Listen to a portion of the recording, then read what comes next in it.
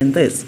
And on the issue of partisan politics, I believe it is much easier for me to choose the people that I'm going to do protest to and ensure that we have people in offices that will not allow those that will come and use tear gas on us when we go on protesting.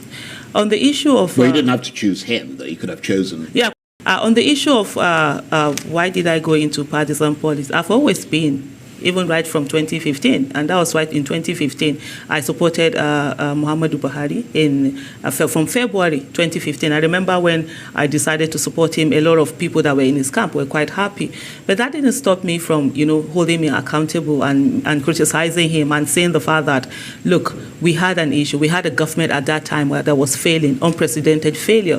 And unfortunately for us, we brought in someone that we thought at least would do better, but ended up becoming worse and actually making the last administration to look as if it was better, it was good, even though it's better than this one, but it was never good at that time.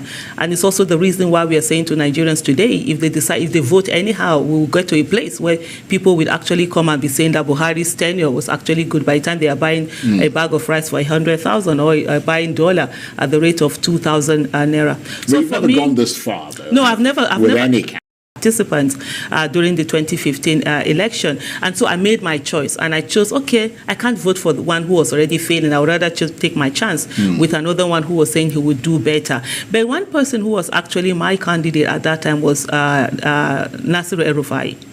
Because with what he had done as a minister, and I believed that he was going to do so much more. He was and minister of the Federal Capital Territory. The reason why I didn't do that was my husband. He was like, no, if you do that, it's going to look, since at that time, at the height of the mandate for Chibok girls, it's going to look political and all sorts of things. And I have so much respect for my husband, and I ended up not doing it.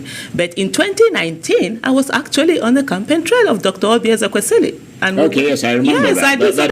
Exactly. Right. Who is most competent and will do what Nigeria needs to get out of the situation it is right now. So over the years, always one person who doesn't wait for a seat at the table. I come with my own seat. Where there's no seat, I sit on the mat. If there's no mat, I sit on the floor.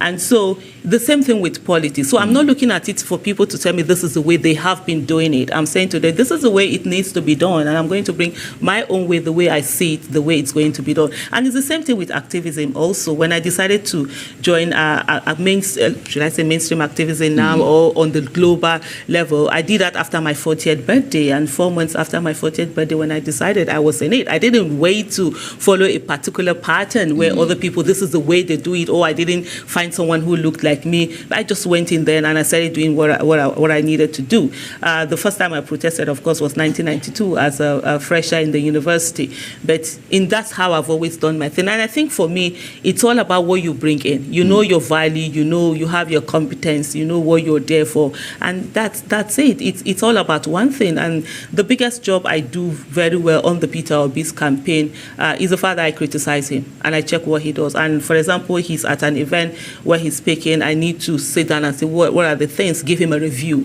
of his performance. What are the things he's doing well? What are the things he's not doing very well? What are the things he needs to improve upon? And I'm sure Nigerians have noticed in the last few months, he has ways to working together. So with hindsight, I mean, can it be NGO, should I call it NGO now? My own listen, it's self-funded. I've used my money. An activism calling.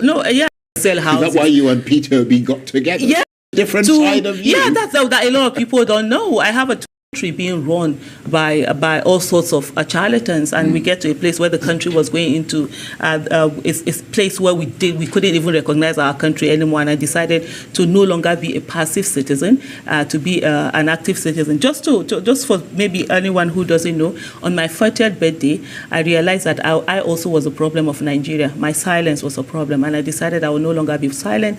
And I said, if God gives me another 40 years, I will devote it to Nigeria. And currently, we are on the 9th year. But I'm not there to do excellence or excellency. I don't do excellency. I see a lot of people call him excellency and all of that. Nah, I don't do excellency. You need to just get the job done, and that's what I'm doing. And the moment he gets into office, by the grace of God, I'm on the streets making demands on him every day. And if he doesn't give us the things that we need to do, we will be on the streets protesting to him. Well, let's talk about So it's not really about even bringing anybody. It's just about the fact that he is good, he is competent, he cares, he is passionate about Nigeria, he's patriotic, he wants to serve, and those are the qualities that we're looking for. So it makes it so much easier. Right. You may believe that, but that doesn't resonate with a lot of Nigerians. Yeah, so that's a lot of Nigeria, but there are a lot more Nigerians that resonate with. And in politics, of course, you never can win everyone. And I know Peter Obi. Everybody cannot like you, and if everybody likes you, that's a problem. So, but the most important thing is that many more Nigerians believe he is the competent one, and I would say, in my own opinion, 80 to 90% of Nigerians believe that. Even those figure. No, that's why I said in my own opinion, he should either wait his turn, or now he can't win, it's somebody else's turn, or it's one thing or the other. But they always say it. So when it comes to issue of competence, issue of character, capacity, there's no contest. Peter Obi has it. But it comes to, fear. And one of the things with Nigeria, like Stephen Biko did say, that the greatest weapon of the oppressor is the mind of the oppressed. A lot of Nigerians, their minds have been taken away, and so they're always afraid. And so they self-defeat themselves and think that they are not the ones in charge, when actually they are the ones in charge. And I'm so glad many more Nigerians are saying that, and many more Nigerians are ready to say, look, we're doing this, and we must ensure that true power comes back to the people. Yeah, but there seem to be a lot of... I was brought up amongst the Telekawas. I grew up in Kona. Now, recently we were in Kano, and we engaged with them, and they felt it. We've been in Katsina, we've been in Kaduna, we've been in Plateau, we've been in Mina, and people are feeling it. So I think this question would have been more in tune before we started our northern rallies. But the moment we started our northern rallies, you can actually see that that's not the way it is. But let me tell you something. Do you know the #1 campaign manager for Peter Obi? It's actually Muhammadu Buhari himself, the President of the Federal Republic of Nigeria. He has given Nigeria so much bad governance that people have gotten sense. So they know it is no longer about, who is he a northerner, or who is a Muslim or anything, but it's about the fact that they also are looking for one who is competent. Like when we did our rally in Katsina, when I was speaking to the people, all I needed to ask them, practice it. But has that helped you in any way? Hasn't that thrown you into so much trouble? And so the fact that we've had this bad governance, we've had the corruption, we have the insecurity that has increased over time under Buhari, has ensured that people are no longer looking the way they would have looked at 4 years ago. And so they are more focused on who is it that will come in and make their life better. So it's good. So whoever is saying that, they either are not reading the handwriting on the wall, or they're not saying what is happening right now. Remember the last time we were here, a lot of people say we wouldn't even last as long as we have done now. And I said to them, we haven't started. And I'm sure even right now I'm still saying to them, we haven't started. That we see more of us. And the beauty about the Peter, that some of them will say they are obediently PDP or obediently APC. Nigeria today, it's phenomenal. It's for the first time citizens saying that they want to be in charge, and they are actually doing that, especially the Nigerian youth. I doff my scarf for them or my hat every time, and I'm so proud of them and the things that they're doing. And indeed, the Nigeria that we've known before, it's no longer the way it's going to be. It's no longer business as usual. Right now, it's business unusual, and we're doing this. But it's the candidates and not parties.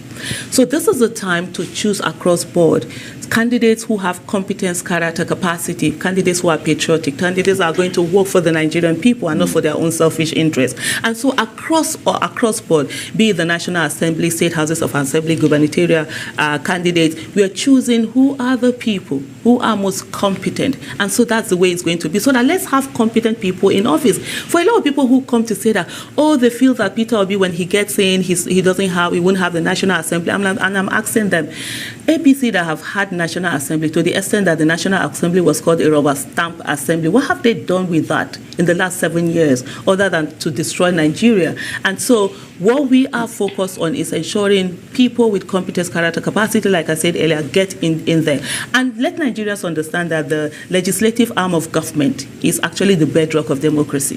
They are the ones with the oversight function. They hold the executive accountable, and they also make laws. And we must not take it lightly. We must ensure that the people that we send to the National Assembly and the State Houses of Assembly are people who are deserving of our votes, and not people who just belong to certain parties. What we've had today, where we have the legislative and both the National Assembly and the State Houses of Assembly not bothered about the parties were voted for. So their allegiance is not to us Nigerians, but to their party and the power brokers. So this is the time for us to change that. This is the time for us as citizens to ensure that we are the ones who are making decisions. We are the ones who are actually electing, not endorsing those that have been selected for us. Dirty Baba Ahmed, all this while, that's what he has been doing. And there was a time I did a tweet. I mean, and they seem to be rather quiet. Exactly. They're not coming. Peter Obi. The only difference is that he is more silent about the things that he is doing.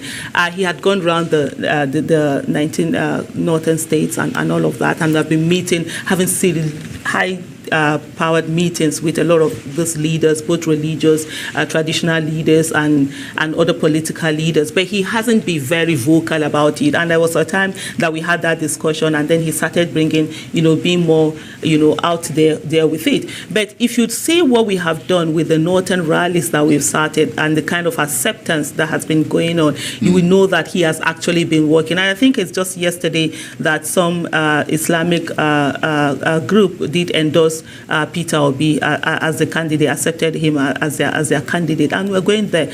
And I think we've reached a place where people have realized that this is not about religion, and this is about competence, and we need to have leaders who can actually care for the people in office rather than us focusing on religion. Religion is a private issue. People should go home and worship their God the way they want to worship, and should not bring it on the national stage. And one of the things that I love about the explanation that Yesufu Baba Ahmed always makes on the trips we've had is to say to them, Nigeria is not an Islamic country. It's not a kingdom. It's a federal republic made up of different people, and that God doesn't make mistake by bringing us together, and that we're supposed to live in harmony. And you can't just come and just push down only certain group of people or religious beliefs that will be the one to continue to head the helms of affairs. It's an insult to every one of us, and anyone that is thinking about justice and equity, we must reject all of those things and ensure that there's proper